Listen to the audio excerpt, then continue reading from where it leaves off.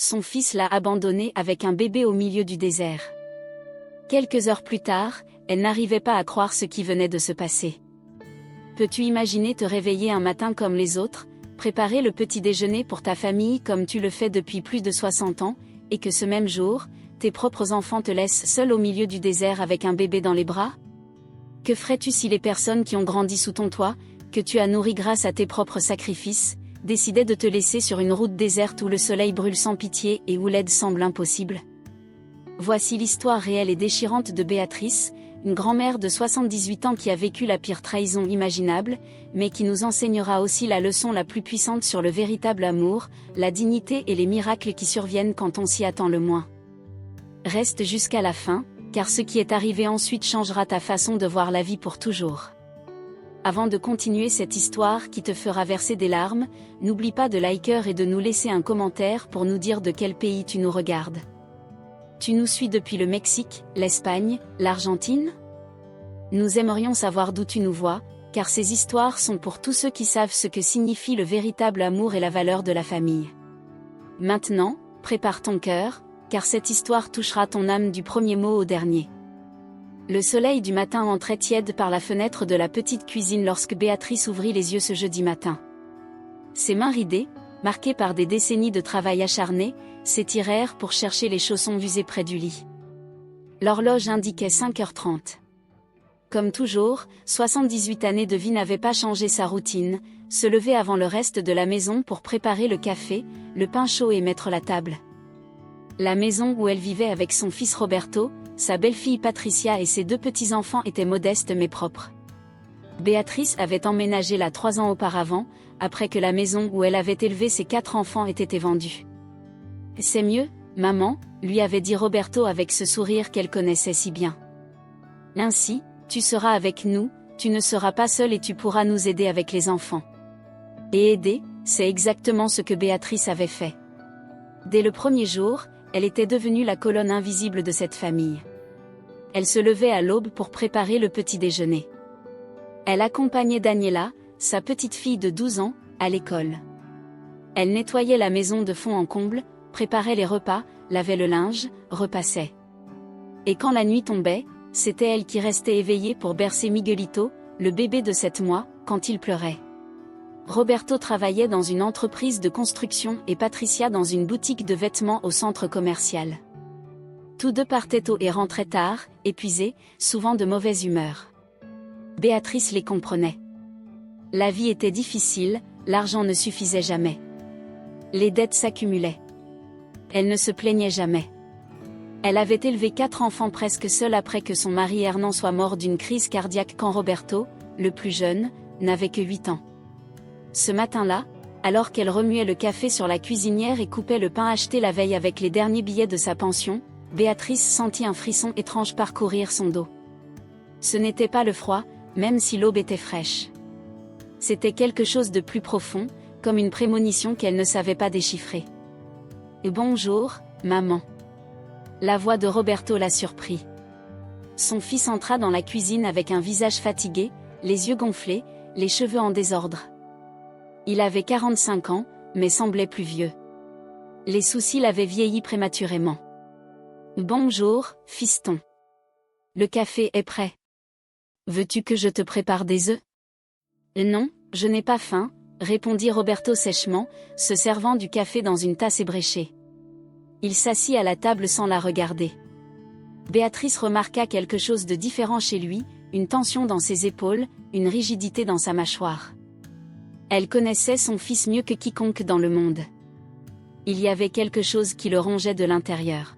« Tout va bien, Roberto ?» demanda-t-elle doucement, s'approchant pour poser sa main sur l'épaule de son fils. Il se détourna brusquement, comme si le contact le brûlait. « Tout va bien, maman. Ne commence pas avec tes questions si tôt. » Béatrice resta immobile, la main suspendue dans l'air, se sentant rejetée, mais elle ne dit rien. Elle avala sa salive et retourna à la cuisinière pour finir de préparer le petit déjeuner. Une demi-heure plus tard, Patricia descendit les escaliers avec Miguelito dans les bras. Le bébé était agité, se plaignant avec ce son qu'il émettait quand il avait faim ou devait être changé. Patricia avait le visage émacié, des cernes profonds et les cheveux attachés en une queue de cheval négligée. « Tiens », dit-elle à Béatrice sans même dire bonjour, lançant pratiquement le bébé dans ses bras. « Change-le et donne-lui à manger. Je dois me préparer pour le travail. » Béatrice reçut Miguelito avec l'amour infini que seules les grands-mères savent donner. Le petit se calma instantanément en sentant le contact de ses mains ridées et chaudes qu'il connaissait aussi. « Mon amour », murmura Béatrice contre son front, embrassant sa petite tête qui sentait le lait et cette douceur unique des bébés. Pendant qu'elle changeait la couche de Miguelito sur le canapé du salon, Béatrice entendit des voix dans la cuisine. Roberto et Patricia parlaient à voix basse, mais le ton était agité, presque violent. Béatrice tendit l'oreille malgré elle. « On ne peut pas continuer comme ça, » disait Patricia. « Nous n'avons pas d'argent, Roberto. Les dettes nous étouffent. La banque va nous prendre la maison. » Je sais, répondit Roberto avec frustration. « Mais que veux-tu que je fasse ? Je ne gagne pas assez et toi non plus.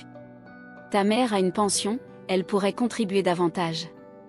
Elle nous donne déjà tout ce qu'elle a, il ne lui reste rien pour elle. » Alors. Patricia baissa encore la voix et Béatrice dut faire un effort énorme pour continuer à écouter.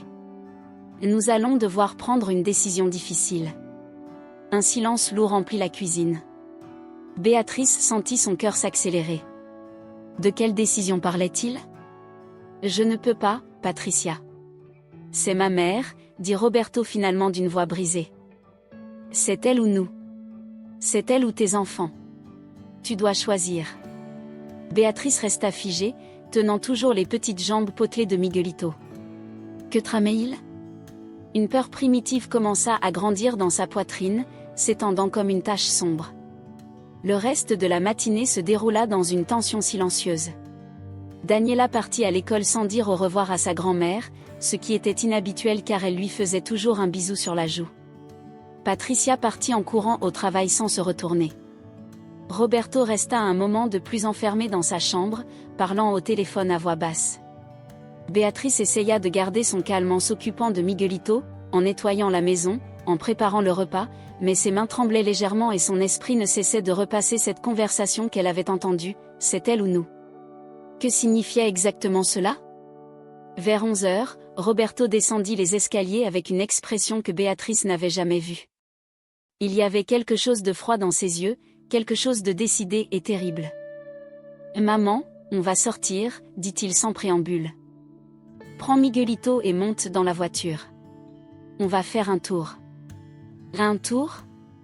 Où ça ? demanda Béatrice, sentant cette peur dans sa poitrine grandir encore plus.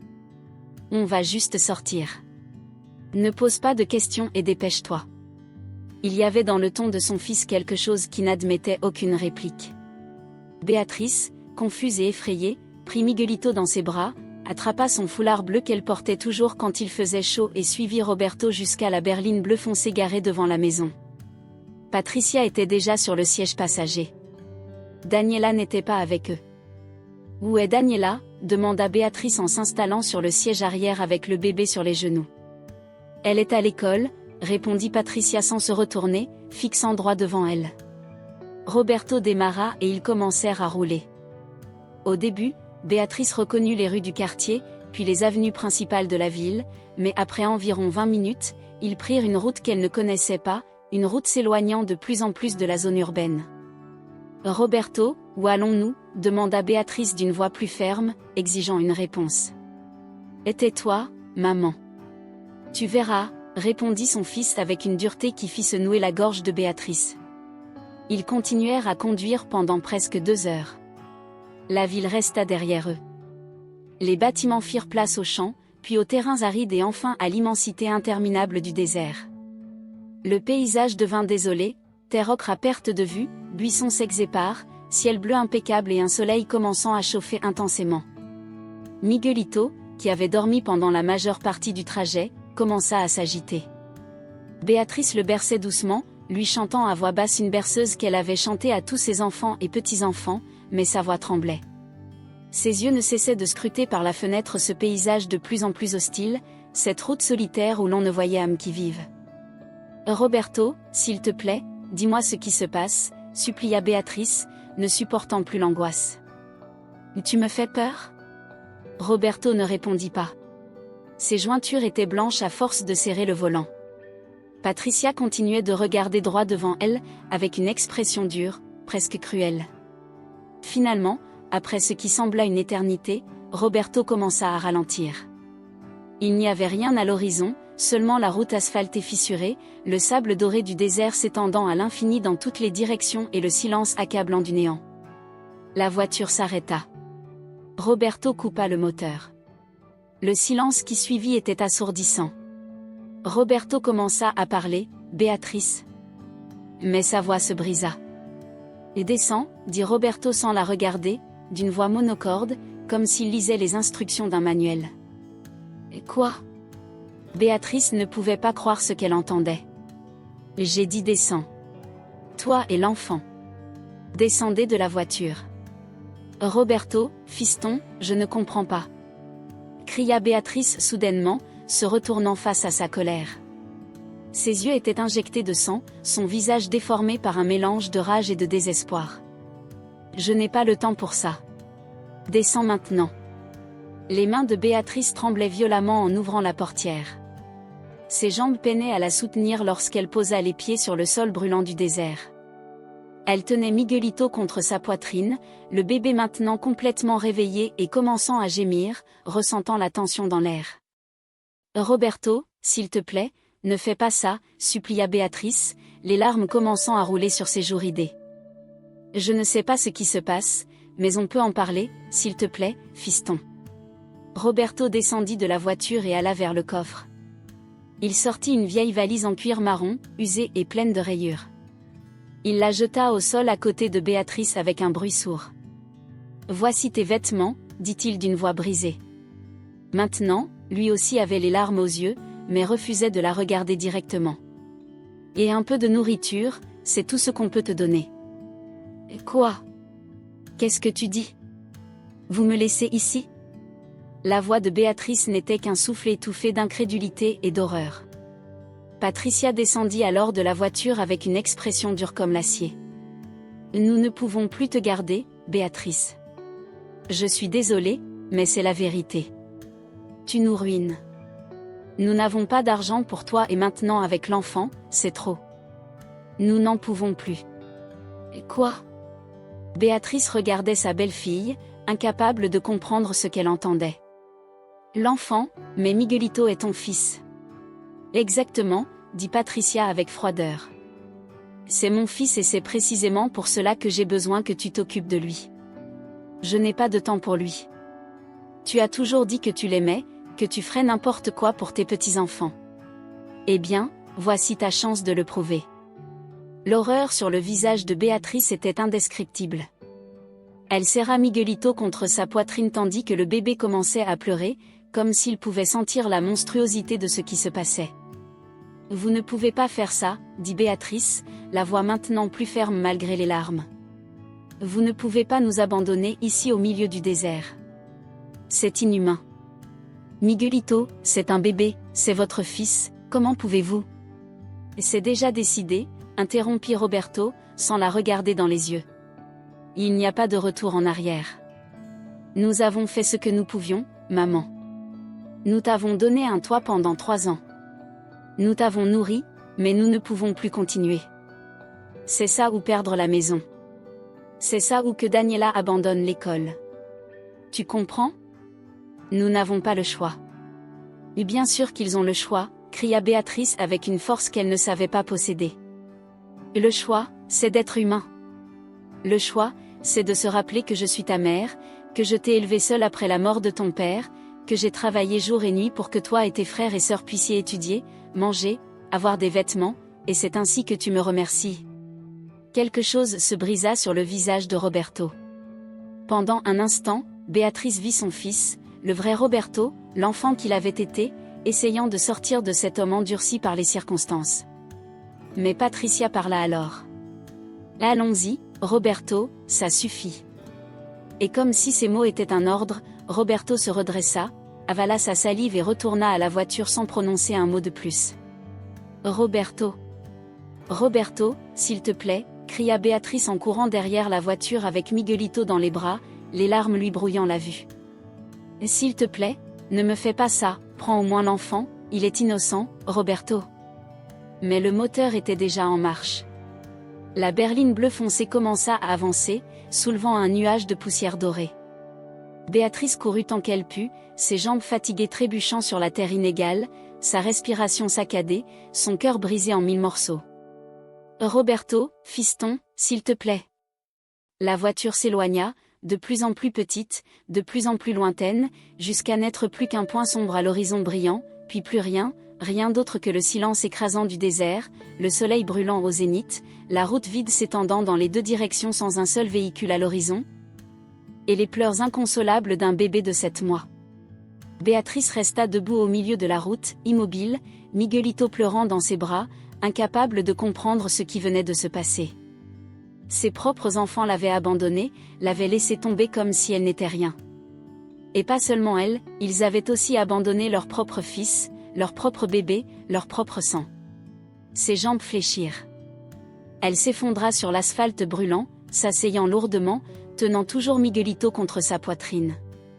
Le bébé pleurait avec cette désespérance particulière des tout-petits, qui savent que quelque chose ne va pas terriblement mais ne comprennent pas quoi. « Chut, mon amour, chut !» murmurait Béatrice en le berçant, essayant de le calmer, alors qu'elle sentait elle-même qu'elle s'effondrait de l'intérieur. « Ça va, mon trésor. Mamie est là. Je ne te laisserai pas.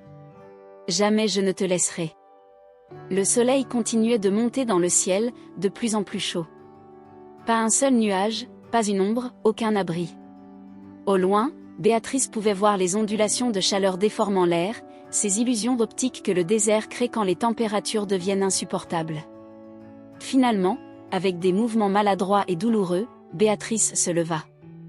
Elle devait bouger, elle devait réfléchir, elle ne pouvait pas rester paralysée au milieu de la route en attendant un miracle. Elle devait agir. Un bébé dépendait d'elle. Elle marcha jusqu'à la valise. Elle la traîna jusqu'au bord de la route, où il y avait une petite élévation de terre et quelques rochers. Au moins là, ils auraient un peu d'ombre à certains moments de la journée. Elle s'assit sur la valise, plaça Miguelito sur ses genoux et ouvrit le bagage pour voir ce qu'il contenait. 3 vieilles robes, un pull rafistolé, des sous-vêtements, une tenue de rechange pour le bébé, un sac avec des couches, Béatrice en compta 6, 2 biberons vides et un sac plastique avec un peu de nourriture, 2 pains durs, un paquet de biscuits, une pomme flétrie et 3 bouteilles d'eau. C'était tout. Toute son existence réduite à une valise usée avec le strict nécessaire pour survivre peut-être 2 jours si elle avait de la chance. Béatrice sentit que le désespoir menaçait de l'engloutir, mais elle prit une profonde inspiration. Pleurer n'allait rien changer. Se désespérer n'allait pas modifier la situation. Elle devait rester calme pour Miguelito.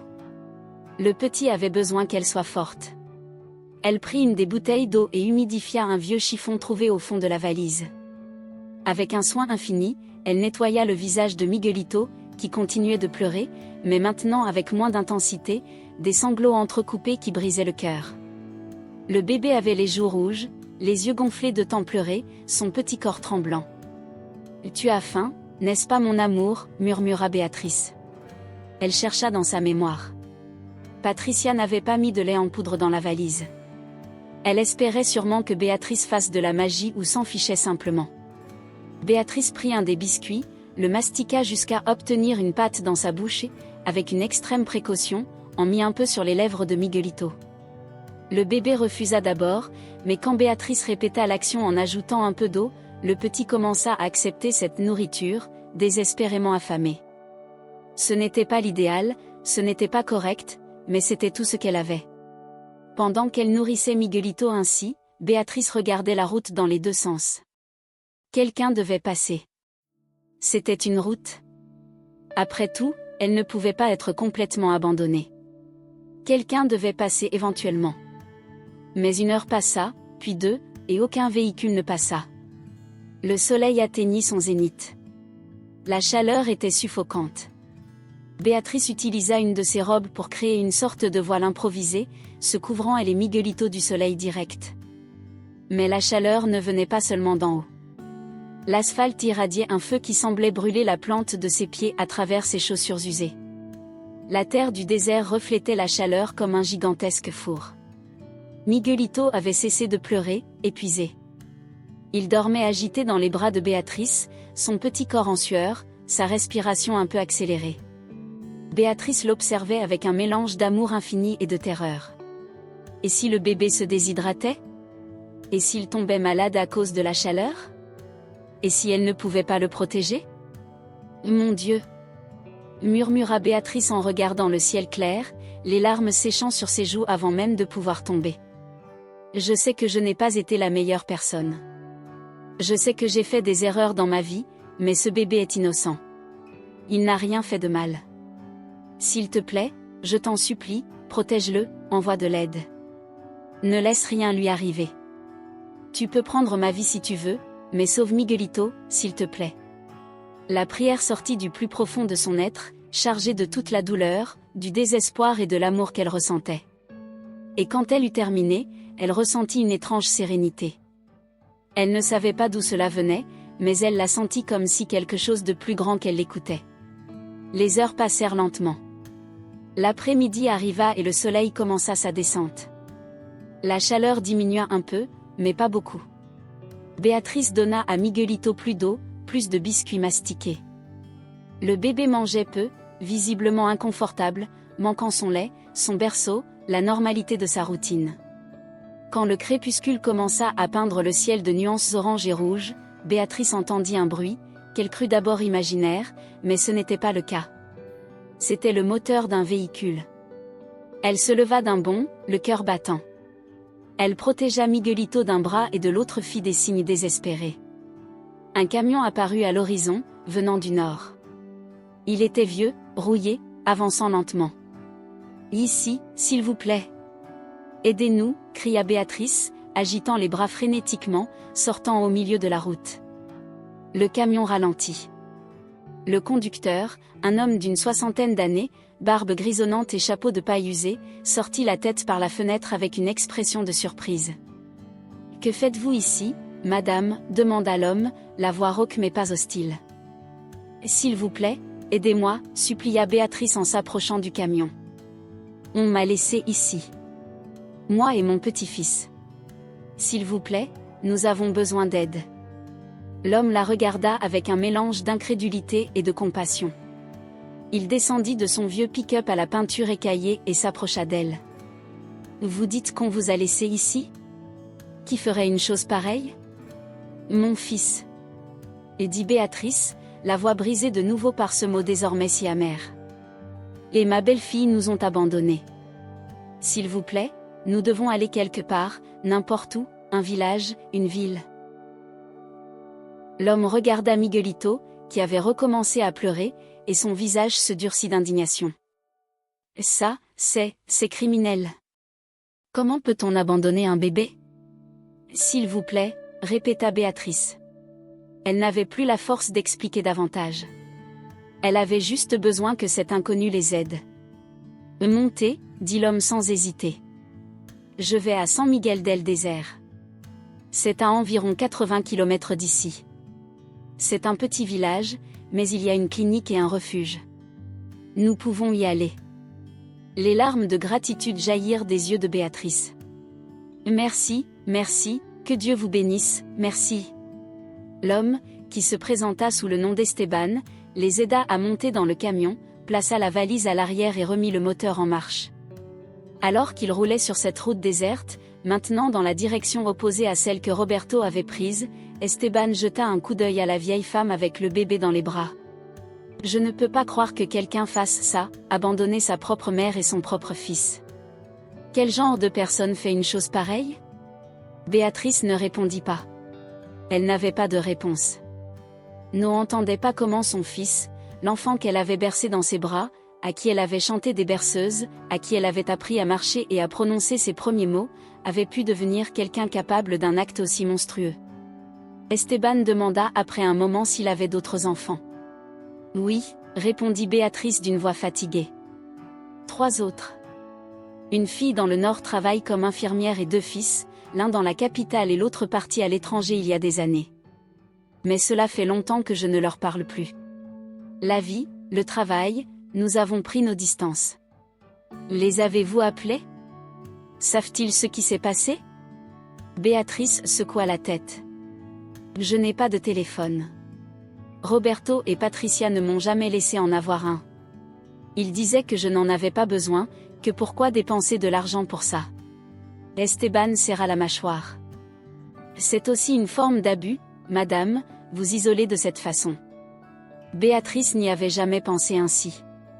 Pour elle, c'était juste une autre chose qu'elle avait acceptée, une autre façon de s'aider, essayant de ne pas être un fardeau, essayant de s'adapter à la vie de son fils.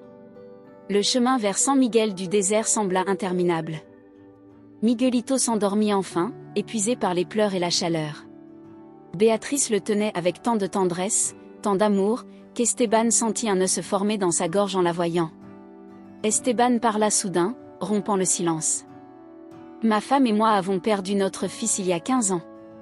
Il avait 20 ans, un accident de voiture. Nous ne nous sommes jamais vraiment remis.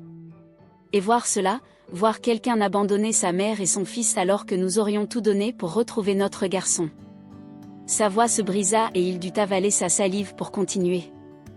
La vie est parfois injuste, madame, très injuste, mais elle a aussi ses moments de grâce. Je suis passé par cette route juste au moment où vous étiez là. Dans une demi-heure de plus, il aurait été trop sombre et je ne vous aurais pas vu. Ce n'est pas un hasard. Béatrice hocha la tête, serrant plus fort Miguelito contre sa poitrine. Dieu a entendu ma prière, murmura-t-elle. Je lui ai demandé de protéger mon petit-fils et il a envoyé de l'aide. Il vous a envoyé. Ils arrivèrent à San Miguel du désert quand le ciel était déjà sombre, parsemé d'étoiles brillantes. C'était effectivement un petit village, une rue principale avec quelques magasins, une église modeste, des maisons basses dispersées, dans le coin nord, une clinique médicale d'un étage avec une lumière clignotante sur la porte. Esteban gara le camion devant la clinique et aida Béatrice à descendre. Il frappa à la porte avec insistance jusqu'à ce qu'une jeune femme en uniforme d'infirmière apparaisse, se frottant les yeux. Elle avait clairement dormi. Que se passe-t-il? Demanda l'infirmière d'une voix endormie, mais en voyant Béatrice avec le bébé et l'expression sérieuse d'Esteban, elle se réveilla complètement. Entrez, entrez. À l'intérieur de la clinique, sous la lumière fluorescente qui clignotait parfois, l'infirmière, qui se présenta comme Monica, examina rapidement Miguelito. Le bébé était déshydraté, mais pas gravement. Il avait un peu de fièvre à cause de la chaleur, mais rien qu'on ne puisse soigner avec des liquides et du repos. Tout va bien, dit Monica avec un sourire rassurant à Béatrice. Le bébé ira bien. Laissez-moi préparer du sérum pour l'hydrater et un peu de lait infantile. Combien de temps êtes-vous resté dans le désert? Depuis midi, répondit Béatrice, sentant tout l'épuisement de la journée s'abattre sur elle d'un coup. Maintenant que Miguelito est en sécurité, maintenant qu'il y a de l'aide, mon corps commence à céder. Monica la regarda avec inquiétude. Vous devez aussi vous hydrater et vous reposer. Esteban, peux-tu appeler la mère? Elle doit savoir ce qui s'est passé. La mère de San Miguel du désert était une femme d'environ 50 ans, nommée Carmen, énergique et directe. Elle arriva à la clinique 20 minutes plus tard, encore en train d'enfiler sa veste. Quand Esteban lui raconta ce qui s'était passé, comment il avait trouvé Béatrice et le bébé abandonné au milieu de la route, son visage se transforma en un masque de colère et d'indignation. C'est un crime, dit-elle d'une voix ferme. Nous devons le signaler aux autorités immédiatement. Mais Béatrice secoua faiblement la tête. Je ne veux pas causer de problème. Je veux juste que Miguelito aille bien. Carmen s'assit à côté d'elle et prit sa main ridée avec fermeté mais douceur. Ce qu'ils vous ont fait est inexcusable. Votre fils et votre belle-fille doivent répondre de leurs actes. Abandonner une personne âgée et un bébé ne peut rester impuni. Béatrice ferma les yeux, des larmes silencieuses coulant sur ses joues. Une partie d'elle savait que Carmen avait raison, mais l'autre partie, celle qui avait été mère toute sa vie, celle qui avait aimé inconditionnellement ses enfants, résistait encore à l'idée de causer des problèmes à Roberto. Et laissez-moi réfléchir, murmura-t-elle enfin. Je suis très fatiguée maintenant. Laissez-moi réfléchir. Carmen hocha la tête avec compréhension. D'accord. Pour l'instant, l'important est que vous et le bébé vous reposiez. Nous avons un refuge ici dans le village, un endroit pour les personnes en difficulté. Je vous y emmènerai. Vous pourrez rester aussi longtemps que nécessaire. Le refuge était une maison simple mais propre, gérée par un couple de retraités, Hernando et Rosa. Quand Carmen leur expliqua la situation, ils accueillirent Béatrice à bras ouverts, sans poser de questions, sans juger, offrant simplement hospitalité et bonté. La chambre du fond est la plus silencieuse, dit Rosa en guidant Béatrice le long d'un couloir étroit. Là, le bébé pourra mieux se reposer. Elle ouvrit une porte donnant sur une petite chambre mais chaleureuse, avec un lit double recouvert d'une couette à fleurs. Ici vous pourrez vous reposer. Béatrice s'assit sur le lit, sentant le matelas céder sous son poids, si différent du canapé où elle avait dormi ces 3 dernières années chez Roberto, parce qu'ils avaient donné sa chambre à Daniela. Pour la première fois depuis des heures, elle se permit vraiment de ressentir tout ce qui s'était passé. Elle plaça Miguelito, déjà endormi après avoir bu son lait, dans un petit berceau que Rosa avait préparé à côté du lit. Le bébé respirait calmement maintenant, son petit corps détendu, ignorant la tempête qu'il venait de traverser. Béatrice pleura. Elle pleura comme elle ne l'avait pas fait depuis des années. Elle pleura pour la trahison, pour la douleur, pour la cruauté de ses propres enfants. Elle pleura pour les années de sacrifice qui semblaient n'avoir servi à rien. Elle pleura pour l'ingratitude, pour le mépris, pour avoir été traitée comme un objet jetable plutôt que comme un être humain, comme la mère qui avait tout donné. Rosa entra silencieusement et s'assit à côté d'elle sur le lit, la serrant dans ses bras sans dire un mot. Parfois les mots ne sont pas nécessaires. Parfois, il suffit de la présence chaleureuse d'un autre être humain qui comprend la douleur. Les jours suivants furent un brouillard d'émotions contradictoires pour Béatrice. D'un côté, il y avait la chaleur du refuge, la gentillesse d'Hernando et Rosa, le soin attentif de Monica à la clinique qui vérifiait Miguelito chaque jour. De l'autre, la douleur constante, la question qui l'empêchait de dormir. Comment son fils avait-il pu faire cela ? Carmen tint sa parole et signala l'affaire aux autorités. La police commença une enquête. Ils retracèrent le trajet du sedan bleu foncé grâce aux caméras de circulation et arrivèrent à la maison de Roberto. Lors de son interrogatoire, il s'effondra. Il avoua tout en pleurant.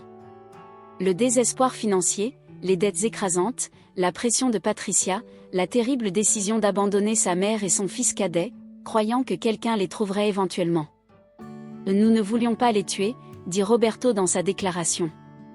Nous voulions seulement que quelqu'un d'autre s'en occupe. Nous ne pouvions plus, nous n'avions pas d'argent. La maison. Nous allions perdre la maison. Mais ces explications ne justifiaient pas l'acte. La loi était claire. Abandon d'une personne vulnérable, maltraitance d'une personne âgée, abandon d'un mineur. Les accusations étaient graves. Carmen apporta les nouvelles à Béatrice une semaine après l'incident.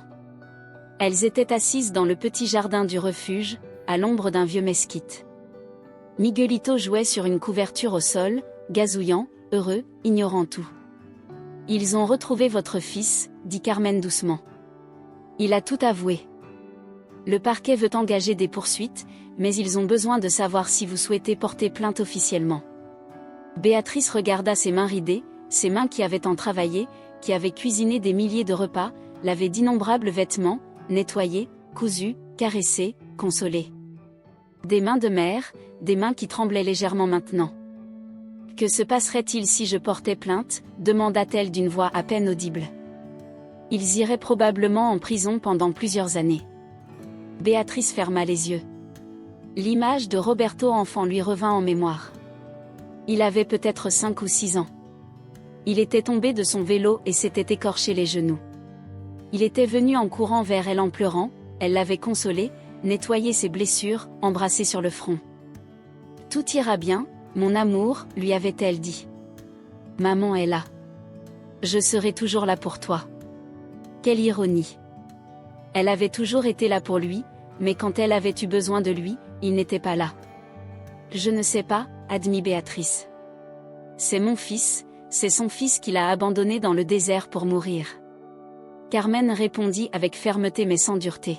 « Lé qui a abandonné son propre bébé. Il doit y avoir des conséquences, Béatrice. Pas seulement pour la justice, mais pour que cela ne se reproduise pas, pour qu'il comprenne la gravité de ce qu'il a fait. Béatrice savait que Carmen avait raison, mais le cœur d'une mère est un muscle compliqué. Il peut continuer d'aimer même après avoir été profondément blessé. « Laissez-moi lui parler, dit-elle enfin. Avant de décider, je veux parler à Roberto face à face. » La rencontre fut fixée 3 jours plus tard dans le commissariat du village le plus proche, à 150 km de San Miguel du Désert. Carmen accompagna Béatrice jusqu'à là. Elles laissèrent Miguelito avec Rosa, qui avait développé un amour profond pour le petit et le soignait comme s'il était son propre petit-fils. La salle d'interrogatoire était froide et stérile. Une table en métal, 2 chaises de chaque côté, des murs d'un blanc sale. Roberto entra menotté, escorté par un officier. Quand il vit sa mère, il s'effondra. « Maman », dit-il en essayant de s'approcher, mais l'officier l'arrêta. « Maman, je suis désolé, je suis tellement désolé. Je ne sais pas ce qui m'a pris. J'ai perdu la tête. J'étais tellement désespérée. » Béatrice le regarda. Vraiment regarda. Elle vit les cernes, la barbe de 3 jours, les yeux rougis par les pleurs et sûrement par le manque de sommeil. Elle vit son fils détruit par ses propres actions et ressentit un mélange d'émotions si complexes qu'elle pouvait à peine les traiter. « Dis-moi pourquoi, dit-elle d'une voix ferme. Ne me donne pas d'excuses. Dis-moi vraiment pourquoi tu m'as fait ça. Pourquoi m'as-tu abandonné? Pourquoi as-tu abandonné ton propre fils? » Roberto baissa la tête, les larmes tombant sur ses mains menottées. « Parce que je suis un lâche, murmura-t-il. Parce que... Patricia m'a pressé pendant des mois en me disant que tu étais un fardeau, que nous n'avions pas assez d'argent, que nous devions choisir entre nous sauver ou sombrer avec toi. Et moi, j'ai cédé. J'ai pensé que quelqu'un te trouverait rapidement. J'ai pensé que peut-être tu irais avec un de tes autres enfants. Je n'ai pas pensé. Je n'ai pas pensé à ce que tu ressentirais, à la peur que tu aurais, à la possibilité que tu puisses mourir. Nous avons failli mourir, dit Béatrice, sa voix tremblant d'émotion contenue. Ton fils et moi avons failli mourir dans ce désert. Tu comprends ça? Si Esteban n'était pas passé par cette route, Miguelito aurait pu mourir de déshydratation. Ton fils, ton bébé de 7 mois. Roberto sanglotait incontrôlablement. Maintenant je sais, je sais. Je suis un monstre. Je ne mérite pas d'être appelé père. Je ne mérite pas d'être appelé fils. Béatrice resta silencieuse un long moment. Puis elle parla, et ses paroles furent comme des couteaux aiguisés couverts de tristesse. Tu m'as consacré 3 ans de ta vie, 3 ans dans ta maison. Et tu crois qu'avec ça tu as payé tout ce que je t'ai donné? Sais-tu combien d'années je t'ai consacré, Roberto? 45, toute ta vie, chaque jour depuis que tu es né. Je n'ai pas eu de vacances, je n'ai pas eu de repos. Quand ton père est mort et que nous n'avions pas d'argent, j'ai travaillé dans 3 emplois différents pour que toi et tes frères et sœurs n'ayez pas faim. J'ai lavé du linge d'autrui, nettoyé des maisons, cuisiné dans des petites cantines. Je rentrais à la maison avec les mains abîmées et les pieds enflés, mais toujours je m'assurais que vous ayez de la nourriture sur la table et un toit au-dessus de vos têtes. Roberto leva la tête, le visage dévasté. Je sais, maman, je sais. Non, dit Béatrice avec fermeté. Tu ne sais pas. Si tu savais, si tu comprenais vraiment le sacrifice que j'ai fait, tu n'aurais jamais été capable de m'abandonner de cette manière. Tu m'as traité comme une ordure, comme quelque chose de jetable qui ne servait plus. Je suis désolé, répétait Roberto encore et encore comme un mantra brisé. Je suis désolé, je suis désolé, je suis désolé. Béatrice se leva. Tes excuses ne changent pas ce que tu as fait. Elles n'effacent pas la terreur que j'ai ressentie. Elles n'effacent pas les heures passées sous un soleil brûlant à me demander si j'allais mourir là. Elles n'effacent pas le fait que tu as abandonné ton propre fils. Elle marcha vers la porte, mais avant de sortir, elle se retourna une dernière fois. Je vais déposer une plainte, Roberto, pas parce que je te hais, mais parce que tu dois apprendre que les actions ont des conséquences et parce que Miguelito mérite de savoir, quand il grandira, que sa grand-mère a lutté pour lui, qu'elle n'a pas laissé impuni ce qui lui a été fait. Maman, s'il te plaît. La voix de Roberto était un gémissement plaintif. Je prierai pour toi, dit Béatrice, les larmes coulant enfin sur ses joues. Chaque jour, je prierai pour que tu trouves la rédemption, pour que tu comprennes vraiment ce que tu as fait et deviennes un meilleur homme. Mais c'est quelque chose que tu devras faire seul, de l'intérieur. Je ne peux plus te sauver de toi-même. Et elle sortit du salon en refermant la porte derrière elle, refermant aussi un chapitre de sa vie. Les mois qui suivirent furent de transformation pour Béatrice. Elle déposa la plainte officielle et Roberto et Patricia furent condamnés à 5 ans de prison pour abandon d'une personne vulnérable et abandon de mineurs. Daniela fut envoyée vivre avec la sœur de Béatrice dans le Nord, où elle pourrait poursuivre ses études dans un environnement plus stable, et Miguelito resta avec Béatrice. Carmen et le conseil municipal de San Miguel del Desierto firent quelque chose d'extraordinaire. Émus par l'histoire de Béatrice et son incroyable amour pour son petit-fils, ils décidèrent de lui donner une maison. Elle était petite, seulement 2 chambres, mais elle était à elle. De plus, ils la connectèrent à des services sociaux qui lui fournissaient un soutien supplémentaire à sa pension pour couvrir les besoins du bébé.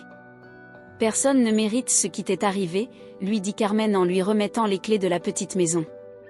Mais San Miguel est un village qui prend soin de ses habitants et maintenant tu fais partie de nos habitants. Béatrice transforma cette maison en foyer.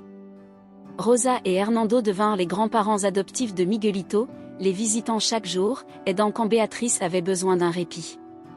Monica, l'infirmière, devint une amie proche et s'occupait gratuitement de la santé de Miguelito, veillant à ce que le bébé grandisse sain et fort. Et Esteban, l'homme qui avait trouvé Béatrice sur la route, devint une présence constante dans leur vie. Lui et sa femme Marina venaient fréquemment apporter de la nourriture, des vêtements pour le bébé, des jouets. Dieu nous a enlevé notre fils, disait Esteban les yeux brillants, mais il nous a donné l'opportunité d'être grands-parents de cœur pour Miguelito. Béatrice commença à guérir lentement, douloureusement, mais elle guérit. Tout le village l'avait adoptée. Quand elle se promenait dans la rue avec Miguelito dans sa poussette, les gens la saluaient avec une véritable affection. Les commerçants lui donnaient des réductions, les voisins lui offraient des vêtements que leurs enfants n'utilisaient plus. Le curé de l'église lui proposa de baptiser Miguelito gratuitement. « Ce village m'a sauvé la vie », disait Béatrice à Rosa en prenant un café dans la petite cuisine de sa maison. « Il ne m'a pas seulement sauvé physiquement quand Esteban m'a trouvé, il m'a sauvé émotionnellement. Il m'a aussi redonné la foi en l'humanité. » Rosa souriait, ses yeux ridés brillants de tendresse. « Et toi, tu as beaucoup donné à ce village aussi, Béatrice. Tu nous as rappelé ce qui est important, la famille, la compassion, le soin mutuel. » Miguelito grandissait heureux. À 9 mois, il rampait déjà dans toute la maison. À 11 mois, il prononça son premier mot, et bien sûr ce fut grand-mère. Béatrice pleura de joie en l'entendant. À son premier anniversaire, lorsqu'ils organisèrent une petite fête dans le jardin de la maison avec tous les voisins invités, l'enfant fit ses premiers pas hésitant directement vers les bras de Béatrice. « Regarde comme il a grandi », disait Esteban avec fierté, comme s'il était vraiment son grand-père. « Il va devenir un garçon fort et bon. Avec une grand-mère comme toi, il ne peut en être autrement. » Mais tout n'était pas facile. Il y avait des nuits où Béatrice se réveillait en sursaut, se souvenant de ce moment terrible où la berline bleue s'éloignait, la laissant au milieu du désert. Il y avait des moments où elle regardait Miguelito dormir et se demandait ce qu'elle lui dirait quand il grandirait et demanderait ses parents. Un jour, alors que Miguelito avait presque 2 ans, une lettre arriva. Elle venait de Roberto. Béatrice la regarda pendant plusieurs minutes avant d'oser l'ouvrir. Ses mains tremblaient. « Chère maman », commençait la lettre avec une écriture tremblante que Béatrice reconnut comme celle de son fils. « Je sais que je n'ai pas le droit de t'écrire. Je sais que je ne mérite pas ton pardon, mais cela fait 2 ans que je suis en prison et chaque jour je pense à ce que je t'ai fait. Chaque nuit, je me réveille avec des cauchemars où je te vois dans ce désert avec Miguelito, je me rends compte à quel point j'étais proche de commettre le pire crime imaginable. » Béatrice dut s'arrêter pour essuyer les larmes qui commençaient à brouiller sa vue. « Je vais à la thérapie ici en prison. Le psychologue m'a aidé à comprendre que ce que j'ai fait n'a pas été seulement un moment de désespoir. C'était le résultat d'années à laisser la peur et la pression me transformer en quelqu'un que je ne reconnais pas, Quelqu'un capable de trahir sa propre mère et d'abandonner son fils. Patricia et moi avons divorcé. Elle ne voit toujours rien de mal dans ce que nous avons fait. Elle dit que nous essayons juste de survivre, mais moi je le vois. Je vois à quel point c'était monstrueux et je comprends que tu ne me pardonneras probablement jamais. Je t'écris juste pour te dire que je regrette chaque seconde de ce qui s'est passé et pour te demander des nouvelles de Miguelito. Est-il bien? Est-il en bonne santé? Est-il heureux? Je ne te demande pas de me laisser le voir. Je ne le mérite pas. J'ai juste besoin de savoir qu'il va bien. Je t'aime, maman. Je t'ai toujours aimé, même si mes actions disaient le contraire, et je comprends si tu ne veux plus jamais me parler. Mais sache que chaque jour je prie pour toi et pour mon fils, remerciant Dieu de les avoir protégés de ma propre lâcheté. Ton fils qui ne mérite pas d'être appelé ainsi, Roberto. Béatrice plia lentement la lettre et la rangea dans un tiroir. Elle ne savait pas quoi ressentir.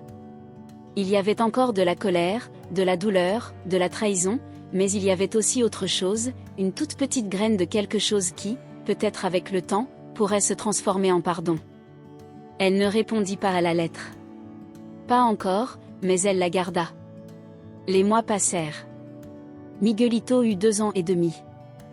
Il parlait déjà en phrases complètes, courait partout dans la maison en riant. Il était devenu la mascotte adorée de tout San Miguel del Desierto. Chaque fois que Béatrice sortait avec lui, quelqu'un s'arrêtait pour le chatouiller, lui donner un bonbon, demander comment il allait. Un après-midi de printemps, alors que Béatrice arrosait les fleurs qu'elle avait plantées devant sa maison et que Miguelito jouait avec un petit camion dans le jardin, une voiture inconnue apparut. Elle s'arrêta devant la maison. Et descendit une femme que Béatrice reconnut immédiatement, même si cela faisait des années qu'elle ne l'avait pas vue. Laura, demanda Béatrice incrédule. Sa fille aînée, Laura, l'infirmière qui vivait dans le nord, s'avança vers elle à pas hésitants.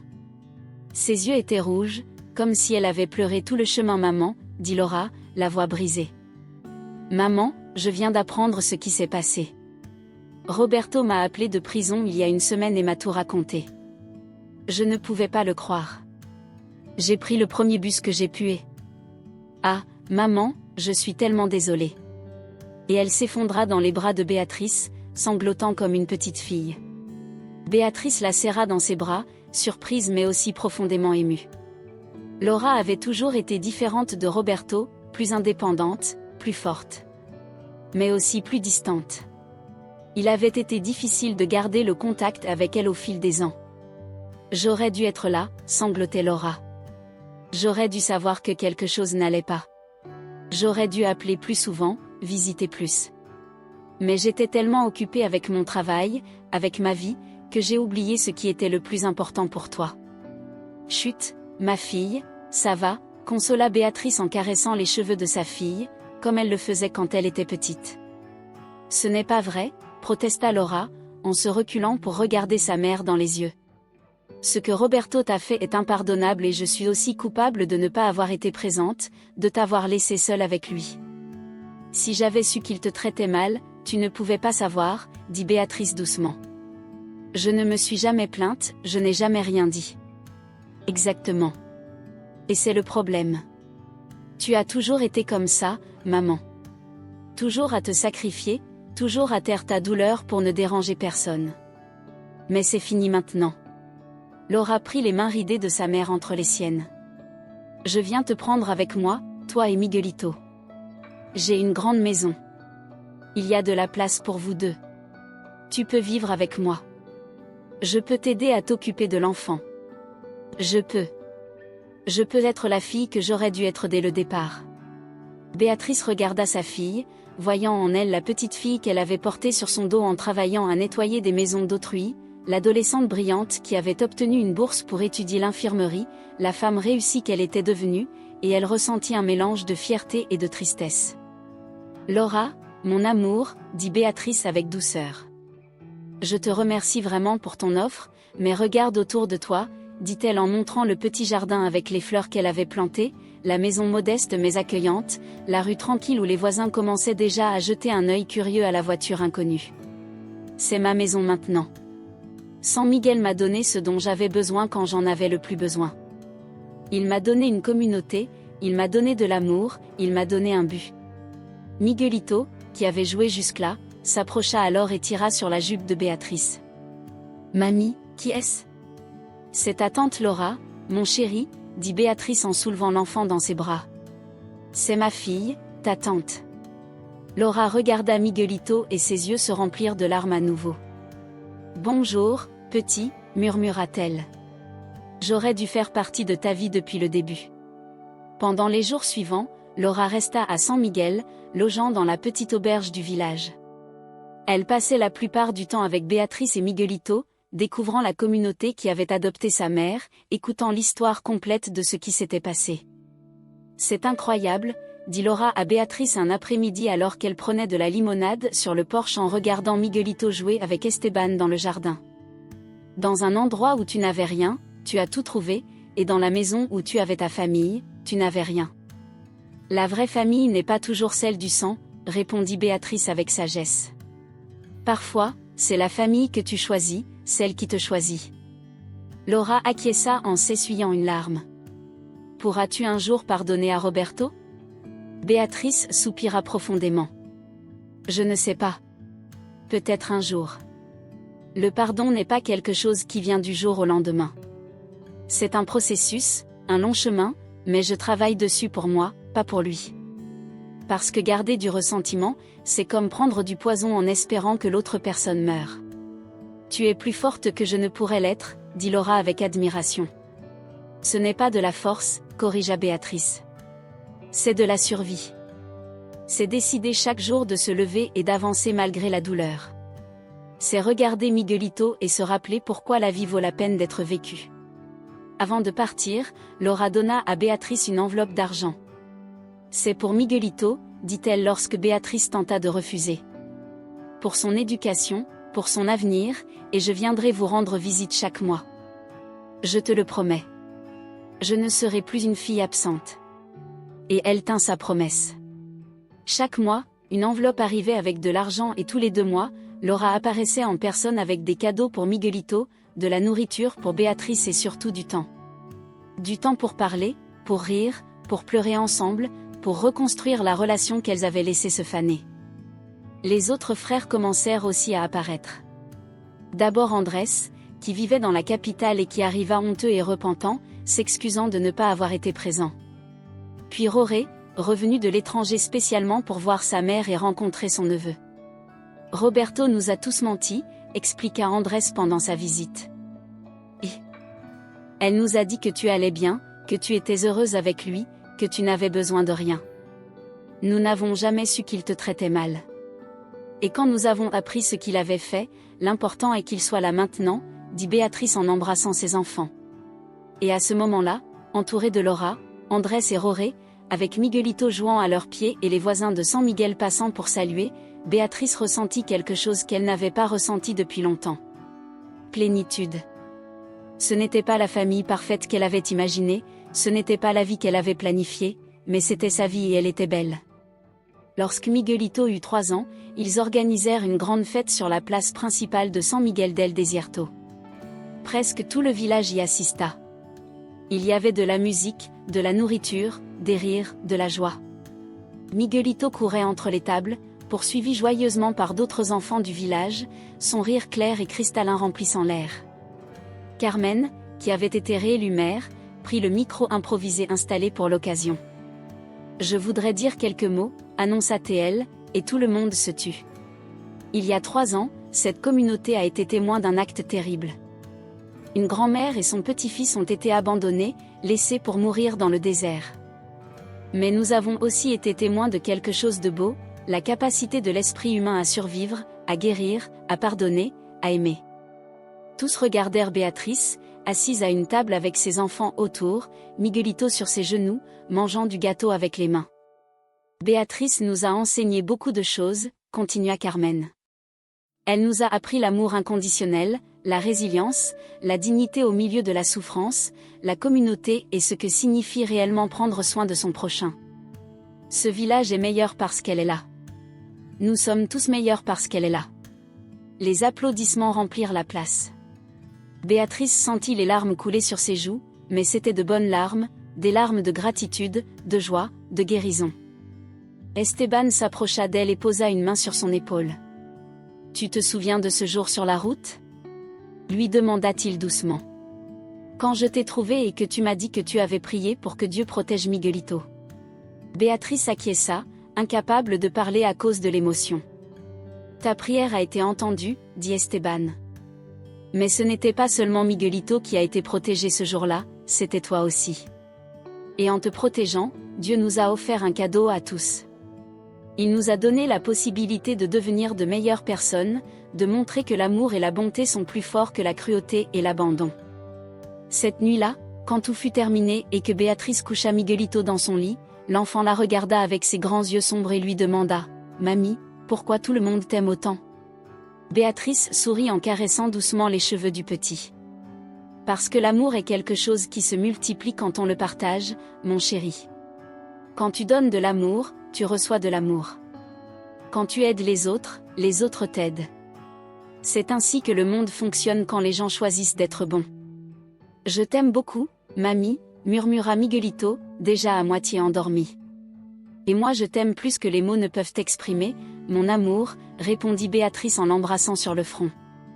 En sortant de la chambre et en se dirigeant vers sa propre chambre, Béatrice passa devant le miroir du couloir et s'arrêta pour se regarder. Elle vit une femme de 78 ans aux cheveux complètement blancs, le visage marqué de profondes rides, les mains marquées par une vie de travail. Mais elle vit aussi autre chose. Elle vit la force, la dignité, une survivante. Elle se coucha cette nuit-là le cœur en paix. Les années continuèrent à passer. Miguelito commença la maternelle puis l'école primaire. C'était un enfant brillant, curieux, gentil. Les enseignants l'adoraient, ses camarades l'aimaient, et tous à San Miguel del Desierto le considéraient un peu comme le leur. Roberto accomplit sa peine de 5 ans et fut libéré. Il tenta de contacter Béatrice plusieurs fois, envoyant des lettres, demandant la permission de voir son fils. Béatrice accepta enfin une rencontre, mais à des conditions strictes. Ce serait dans un lieu public avec Laura présente, et Miguelito pourrait décider s'il voulait rencontrer son père ou non.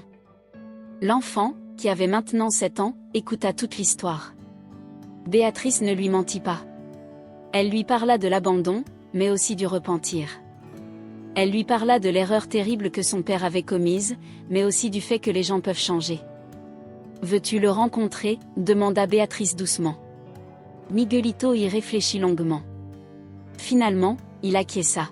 « Mais je ne veux pas vivre avec lui. Je veux rester avec toi, mamie. » « Tu resteras toujours avec moi, mon amour, » lui assura Béatrice. « Cela ne changera jamais. » La rencontre fut tendue, mais nécessaire. Roberto, sorti de prison, visiblement vieilli, avec des cheveux gris prématurés et un regard reflétant des années de remords, s'agenouilla devant son fils les larmes aux yeux. « Bonjour, Miguelito, » dit-il d'une voix tremblante. « Je suis ton père et j'ai commis la pire erreur de ma vie en te laissant. Je n'attends pas que tu me pardonnes, je n'attends pas que tu m'aimes. Je veux juste que tu saches que je regrette chaque seconde de ce que j'ai fait et que je ne cesserai jamais de le regretter. » Miguelito le regarda avec ces yeux sages que certains enfants développent lorsqu'ils ont vécu des histoires compliquées. « Nous faisons des erreurs, » dit-il finalement, « et ce qui est important, c'est d'apprendre d'elles. »« Tu as appris ?» Roberto acquiesça vivement. « Oui, j'ai appris. J'ai appris qu'il n'y a rien de plus important que la famille et qu'abandonner les personnes que l'on aime est le plus grand péché qu'on puisse commettre. »« C'est bon, » dit Miguelito après y avoir réfléchi.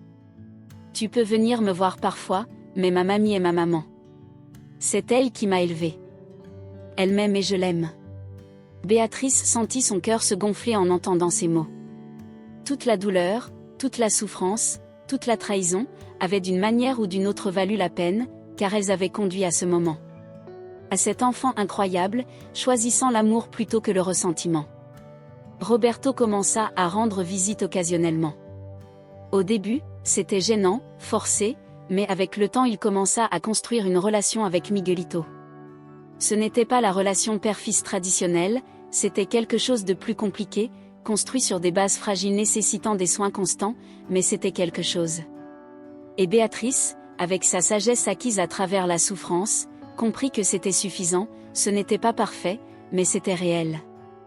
Un après-midi, 5 ans après l'abandon, Béatrice était assise sur son porche avec Rosa en prenant le thé, regardant Miguelito jouer au football dans la rue avec d'autres enfants du quartier. Le soleil de l'après-midi baignait tout de lumière dorée et une brise légère apportait le parfum des fleurs du jardin. « Es-tu heureuse ?» demanda soudain Rosa. Béatrice réfléchit à la question. Elle pensa à tout ce qu'elle avait perdu, l'illusion d'une famille parfaite, la sécurité d'avoir un enfant qui prendrait soin d'elle dans sa vieillesse, l'innocence de penser que l'amour d'une mère serait toujours réciproque. Mais elle pensa aussi à tout ce qu'elle avait gagné, une communauté qui se souciait vraiment d'elle, l'opportunité d'élever Miguelito avec un véritable amour, des enfants revenus repentants et engagés. Une vie simple, mais pleine de sens. Oui, répondit-elle finalement avec un sourire sincère sur son visage ridé. Je suis heureuse. Pas de la manière que j'espérais, mais je suis heureuse. Et c'était vrai. Dans ce petit village du désert, dans cette maison modeste, avec cet enfant qui n'était pas son fils, mais qu'elle aimait comme s'il l'était, Béatrice avait trouvé quelque chose de précieux. Elle avait trouvé la paix. Les années passèrent. Miguelito grandit et devint un jeune homme responsable et compatissant. Il obtenait d'excellentes notes à l'école et tout le monde disait qu'il avait le cœur le plus grand du village. Il avait grandi en observant l'exemple de Béatrice, voyant comment elle traitait tout le monde avec bonté malgré ce qu'on lui avait fait, et il avait absorbé ses leçons comme une éponge. Quand Miguelito eut 15 ans, il décida qu'il voulait faire quelque chose de spécial pour sa grand-mère. Avec l'aide de Laura, Andrés, Roré et pratiquement tout San Miguel del Desierto, il organisa une célébration massive, non seulement pour son anniversaire, mais pour honorer Béatrice. « Ma grand-mère m'a sauvé la vie », dit Miguelito devant la foule rassemblée sur la place principale. Sa voix encore en transition entre l'enfance et l'adolescence. Quand mes parents m'ont abandonnée, elle aurait pu me laisser. Elle aurait pu chercher quelqu'un d'autre pour s'occuper de moi, mais elle ne l'a pas fait. Malgré son âge, malgré la peur, malgré le fait de ne rien avoir, elle m'a choisi. Et chaque jour depuis, elle m'a montré ce que signifie l'amour véritable. Béatrice pleurait sans essayer de cacher ses larmes. Son petit-fils, ce bébé qu'elle avait tenu dans le désert sous le soleil implacable, était maintenant presque un homme et était devenu quelqu'un de merveilleux. Je veux que tout le monde sache, continua Miguelito, que quand je serai grand, quand j'aurai ma propre famille, j'enseignerai ce que ma grand-mère m'a appris, que l'amour ne renonce jamais, que la bonté est plus forte que la cruauté et que l'on n'abandonne jamais les personnes qui dépendent de nous. Les applaudissements résonnèrent dans toute la place. Miguelito s'avança vers Béatrice et la serra fort dans ses bras. « Merci, mamie », murmura-t-il à son oreille. « Pour tout. » À cet instant, Béatrice sut que tout avait valu la peine, chaque larme, chaque moment de douleur, chaque nuit d'incertitude, parce qu'elle avait contribué à créer cet être humain incroyable. Non seulement elle l'avait sauvé de mourir dans le désert ce jour terrible, mais elle l'avait sauvé de grandir sans amour, sans guide, sans exemple de ce qui compte vraiment dans la vie. Les derniers invités partirent alors que la nuit était déjà avancée. Béatrice et Miguelito restèrent seuls sur le porche de leur maison, regardant les étoiles briller intensément dans le ciel sombre du désert. « Mamie, » dit Miguelito après un long silence, « as-tu déjà pensé à abandonner ? Ce jour-là dans le désert, quand ils nous ont laissés là, as-tu pensé à te laisser mourir ?» Béatrice considéra la question avec sérieux. Pendant un instant, admit-elle honnêtement, pendant un moment terrible, j'ai pensé que tout était perdu, qu'il n'y avait plus d'espoir. Mais ensuite je t'ai regardé, j'ai vu ton petit visage, j'ai senti ton poids dans mes bras et j'ai su que je ne pouvais pas abandonner parce que tu avais besoin de moi. Et parfois, quand nous avons besoin d'une raison pour continuer, nous la trouvons dans les personnes qui dépendent de nous. Et si je n'avais pas été là, si on t'avait seulement abandonné toi, Béatrice réfléchit profondément. Honnêtement, je ne sais pas. Peut-être que je me serais rendue, peut-être pas, mais tu étais là et c'est la différence. Tu m'as sauvé autant que je t'ai sauvé. Miguelito sourit et posa sa tête sur l'épaule de sa grand-mère. Alors nous nous sommes sauvés mutuellement. Oui, dit Béatrice en l'embrassant sur le front. C'est ce que nous avons fait. Plusieurs années passèrent. Béatrice eut 85 ans. Sa santé commença à décliner lentement, comme c'est naturel à cet âge, mais elle ne perdit jamais sa clarté d'esprit ni son énergie. Miguelito, maintenant un jeune homme de 20 ans étudiant pour devenir travailleur social à l'université, venait lui rendre visite chaque week-end sans faute. « Je veux aider des gens comme toi, mamie », lui avait-il dit en choisissant sa carrière. Des personnes âgées qui sont maltraitées ou abandonnées. Je veux m'assurer qu'aucune grand-mère n'ait jamais à traverser ce que tu as vécu. Béatrice avait pleuré de fierté en entendant cela. Son petit-fils avait pris la pire expérience de sa vie et l'avait transformé en mission. Un après-midi d'automne, alors que les feuilles tombaient des rares arbres qui ornaient San Miguel del Desierto, Béatrice sentit quelque chose changer dans son corps. Une faiblesse différente, une sensation que la fin approchait. Elle n'avait pas peur. Elle avait vécu une longue vie et bien qu'elle ait eu des moments terribles, elle avait terminé dans la lumière. Elle appela tous ses enfants. Laura, Andrés et Roré arrivèrent rapidement. Même Roberto, qui vivait maintenant dans un village proche, travaillant humblement dans la construction et avait passé les dernières années à se racheter, apparut avec une expression préoccupée. Miguelito ne quitta pas son côté un seul instant. « Je ne veux pas que vous soyez tristes », leur dit Béatrice d'une voix faible mais claire. « J'ai eu une bonne vie. J'ai aimé profondément. J'ai été aimé profondément. J'ai vu mon petit-fils devenir un homme merveilleux. Je ne peux rien demander de plus. » « Ne dis pas ça, maman, » sanglotait Laura. « Tu as encore beaucoup de temps. » Mais Béatrice connaissait la vérité et était en paix avec elle. « Je veux que vous sachiez quelque chose, » continua-t-elle en regardant chacun de ses enfants dans les yeux. « Je vous pardonne tous. Roberto, je te pardonne pour ce que tu as fait et Laura, Andrés, Roré, je vous pardonne de ne pas avoir été là quand j'avais besoin de vous, car garder du ressentiment est un poids que je ne veux plus porter. Et parce que chacun de vous, à sa manière, a essayé de compenser ses erreurs. » Roberto s'effondra complètement, tombant à genoux près du lit de sa mère. « Je ne mérite pas ton pardon, je ne le mériterai jamais. » « Le pardon ne concerne pas le mérite, » dit Béatrice doucement en caressant sa tête de sa main tremblante. « Il s'agit de libérer. Je te libère de ta culpabilité, fils, et je me libère moi-même de la douleur. C'est l'heure. » Mais c'est à Miguelito que Béatrice adressa ses dernières paroles. « Mon bel amour, » dit-elle en prenant sa main.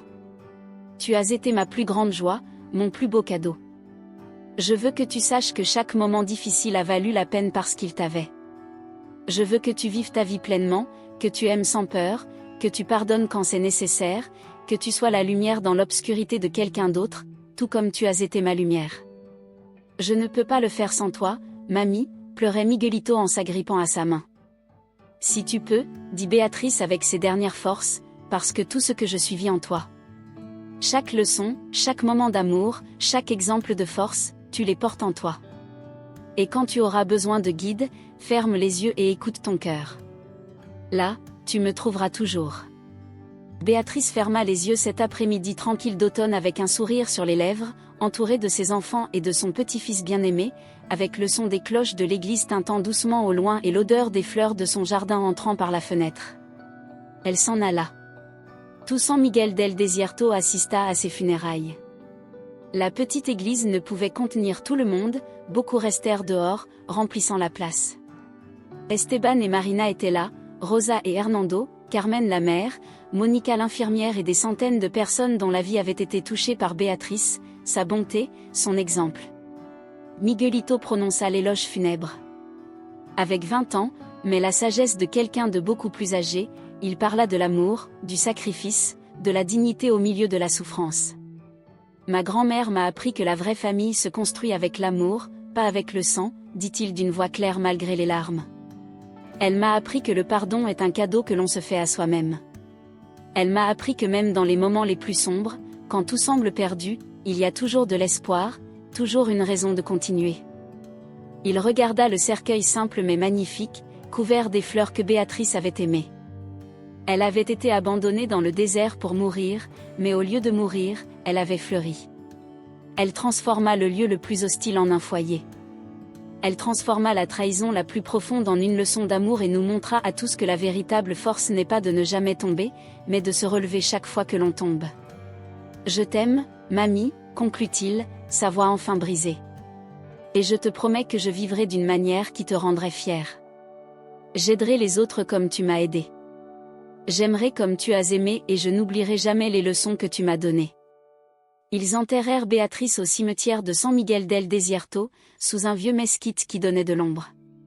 Sur sa tombe, ils mirent une plaque qui disait « Béatrice Martinez, grand-mère, héroïne, exemple d'amour inconditionnel, nous a appris que la famille se choisit avec le cœur. » Les jours qui suivirent les funérailles furent difficiles pour Miguelito. La maison semblait vide sans sa grand-mère, mais il n'était pas seul.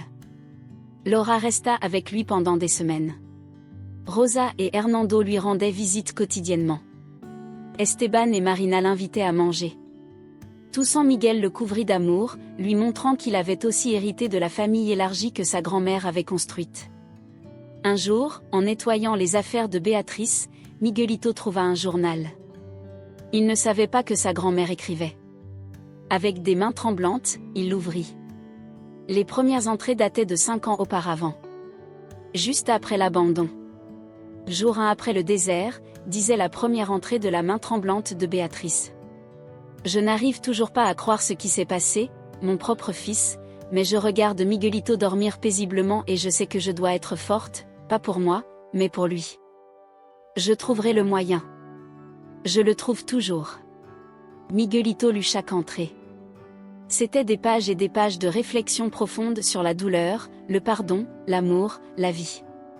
Sa grand-mère avait traité tout son traumatisme dans ces pages. Elle avait lutté avec ses émotions.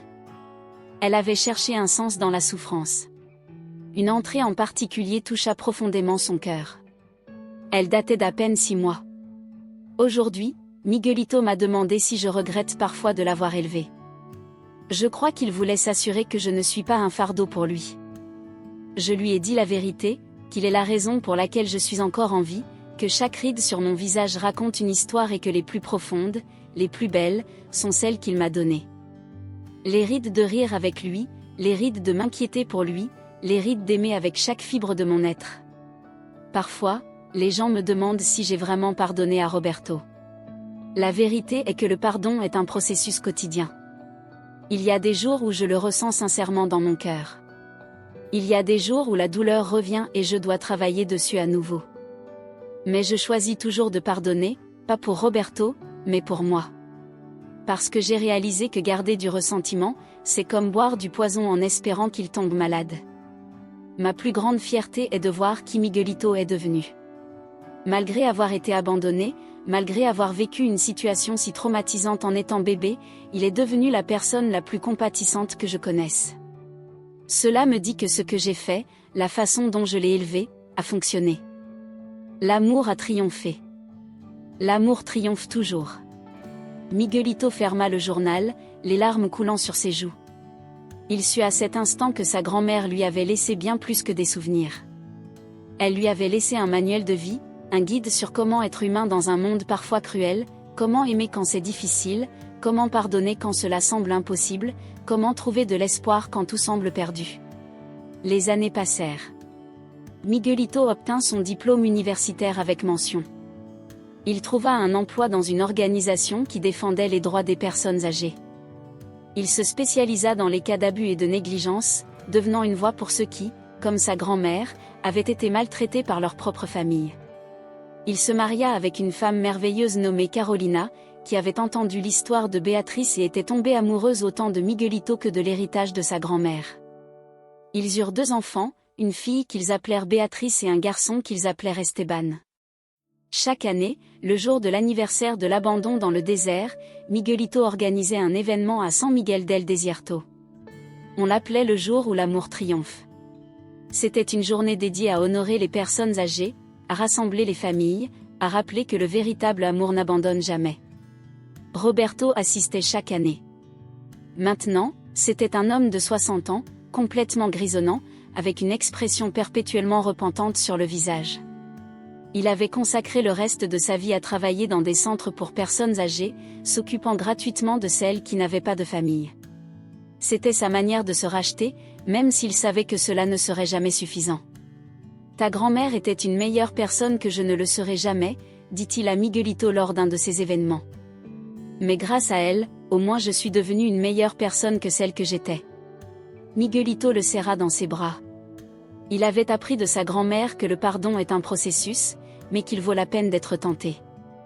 Quand la petite Béatrice, son arrière-petite-fille, eut 5 ans, Miguelito la fit asseoir sur ses genoux et lui raconta l'histoire de son arrière-arrière-grand-mère. Il lui parla de l'abandon, du désert, du miracle de l'amour qui triomphe. « Pourquoi le Seigneur a-t-il fait ça à ta maman ?» demanda la fillette avec ses grands yeux innocents. « Parce que parfois les gens font des erreurs terribles », expliqua Miguelito. « Parfois, la peur et le désespoir nous font oublier qui nous sommes. Mais ta arrière-grand-mère nous a appris que ce ne sont pas les erreurs qui nous définissent, mais comment nous y répondons. » Et elle a répondu avec amour, toujours avec amour. « Je veux être comme elle quand je serai grande », déclara la petite Béatrice avec détermination. Miguelito sourit, sentant les larmes lui piquer les yeux. « Cela rendrait très heureuse ton arrière-grand-mère, » dit-il en lui embrassant le front. « Et cela me rend très heureux aussi. » Une nuit, de nombreuses années plus tard, Miguelito, maintenant un homme de 60 ans et grand-père lui-même, fit un rêve. Il était de nouveau dans ce désert, sur cette route vide, mais cette fois, ce n'était pas un bébé, c'était lui adulte, et sa grand-mère était à ses côtés. « Abu, » dit-elle dans le rêve. « Tu me manques. » Béatrice sourit. « Aussi réel que dans la vie. Je suis toujours avec toi, mon amour, dans chaque décision guidée par la compassion, chaque fois que tu choisis le pardon plutôt que le ressentiment, dans chaque vie que tu touches avec ta bonté, là je suis. » « Ai-je bien fait ?» demanda Miguelito. « Tu as vécu d'une manière qui m'aurait rendu fière, plus que fière, » répondit-elle en prenant son visage entre ses mains ridées comme elle avait l'habitude de le faire. « Tu as transformé notre douleur en but, notre souffrance en service. Tu as pris la leçon la plus douloureuse et l'as transformée en amour pour les autres. C'est tout ce qu'une grand-mère pourrait rêver pour son petit-fils. »« Je t'aime, » murmura Miguelito. « Et je t'aime au-delà de cette vie, au-delà du temps, au-delà de tout, » répondit Béatrice. Et dans le rêve, le désert, qui avait été un lieu d'abandon et de terreur, se transforma. Des fleurs surgirent du sable. L'eau coula là où il n'y avait que sécheresse, et le soleil qui brûlait autrefois implacablement brillait maintenant chaleureusement, remplissant tout de lumière dorée. Lorsque Miguelito se réveilla, il sut qu'il était temps de faire quelque chose de plus, quelque chose qui honorerait définitivement l'héritage de sa grand-mère. Avec l'aide de Carolina et de ses enfants, et le soutien de toute la communauté de San Miguel del Desierto, il créa la Fondation Béatrice Martinez, une organisation à but non lucratif dédiée à protéger les personnes âgées vulnérables, fournir des ressources aux familles en crise, éduquer sur le respect et le soin des aînés et prévenir l'abandon et les abus. La fondation grandit rapidement. Ce qui avait commencé comme un petit projet local s'étendit à l'échelle nationale. Des milliers de personnes âgées furent aidées. Des centaines de cas d'abus furent empêchés ou stoppés. D'innombrables familles reçurent le soutien nécessaire pour rester unies. Et chaque personne aidée par la Fondation entendait l'histoire. L'histoire de Béatrice, la grand-mère abandonnée dans le désert avec son petit-fils, mais qui choisit l'amour plutôt que la haine, l'espoir plutôt que le désespoir, le pardon plutôt que le ressentiment. L'histoire devint légendaire. Des articles furent publiés dans des journaux nationaux. Des documentaires furent réalisés. Les étudiants en travail social apprenaient ce cas dans leurs cours universitaires. Et toujours, la leçon était la même, l'amour triomphe.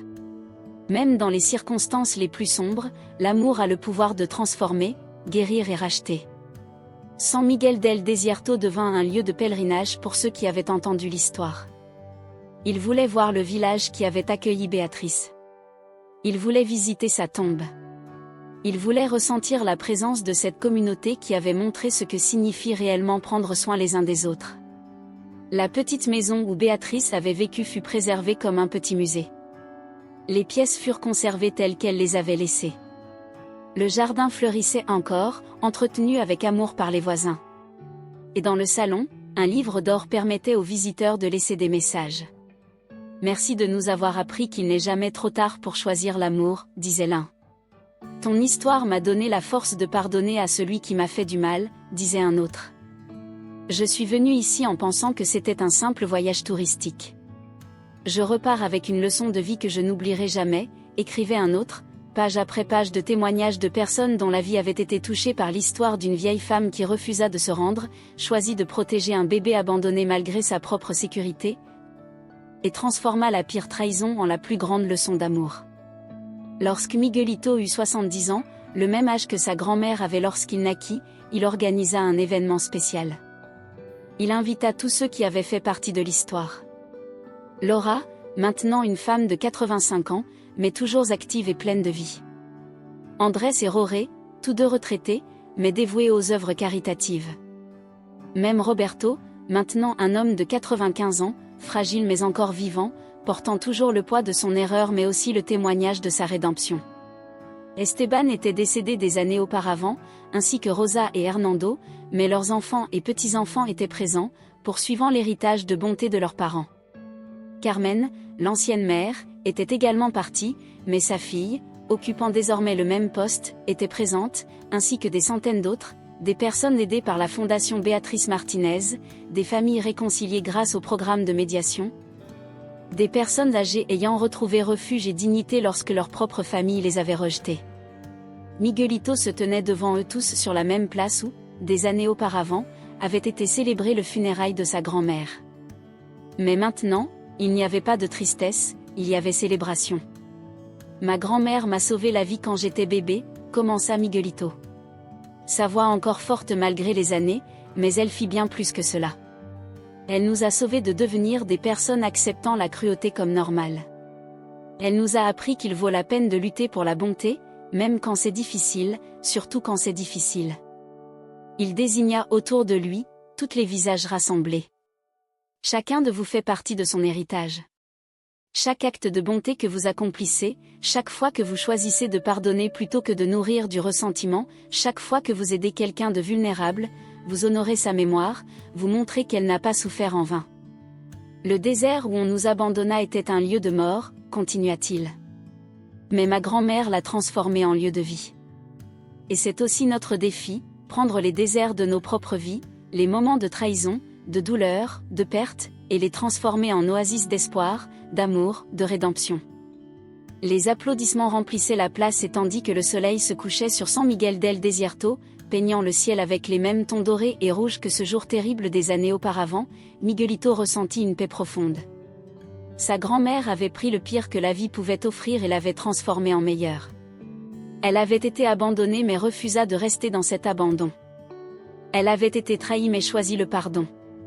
Elle avait fait face à la mort mais choisit la vie. Et son héritage n'était pas seulement les milliers de personnes aidées par la Fondation. C'était tous les cœurs transformés, chaque perspective changée. Chaque personne qui, en entendant son histoire, décida d'être un peu plus bonne, un peu plus compatissante, un peu plus humaine. Cette nuit-là, de retour chez lui, Miguelito ouvrit le journal de sa grand-mère pour la dernière fois. Il lut la dernière entrée écrite à peine quelques jours avant sa mort. Si quelqu'un lit ceci après mon départ, disait l'entrée d'une écriture tremblante, je veux qu'il sache ceci. La vie m'a frappé durement, elle m'a pris mon mari, elle m'a retiré l'illusion d'une famille parfaite, elle m'a mise dans des situations où la plupart auraient abandonné, mais elle m'a aussi donné des cadeaux inimaginables. Elle m'a donné la chance d'élever Miguelito. Elle m'a donné une communauté qui m'aimait inconditionnellement. Elle m'a donné la force de pardonner. Elle m'a donné des raisons de vivre quand je pensais qu'il n'y en avait aucune. Si j'ai pu trouver la lumière dans l'obscurité la plus profonde, n'importe qui peut. Si j'ai pu choisir l'amour quand il aurait été plus facile de choisir la haine, n'importe qui peut. Si j'ai pu pardonner l'impardonnable, n'importe qui peut. Ne laissez pas les circonstances vous définir. Ne laissez pas la douleur vous endurcir. Ne laissez pas la trahison vous rendre amer. Choisissez toujours l'amour. Choisissez l'amour, car à la fin de la journée, quand tout le reste s'efface, l'amour est la seule chose qui demeure, l'amour est la seule chose qui compte, l'amour est la seule chose qui nous rend véritablement humains. De tout mon cœur, pour tous ceux qui viendront après, Béatrice. Miguelito referma le journal et le serra contre sa poitrine, sentant les larmes rouler sur ses joues. Tu l'as fait, mamie, murmura-t-il dans le vide. Ton amour demeure, ton héritage continue, ta lumière continue de briller. Et quelque part, au-delà des étoiles qui brillaient sur le désert, Béatrice souriait. Et ainsi se termine l'histoire de Béatrice, une femme extraordinaire qui nous a appris que la véritable famille se construit avec l'amour, que le pardon est un cadeau que l'on se fait à soi-même, et que même dans les moments les plus sombres, quand tout semble perdu, il y a toujours de l'espoir. Si cette histoire a touché ton cœur, s'il te plaît, aime cette vidéo, abonne-toi à la chaîne pour plus d'histoires qui transforment des vies et partage dans les commentaires la leçon que tu retiens de la vie de Béatrice.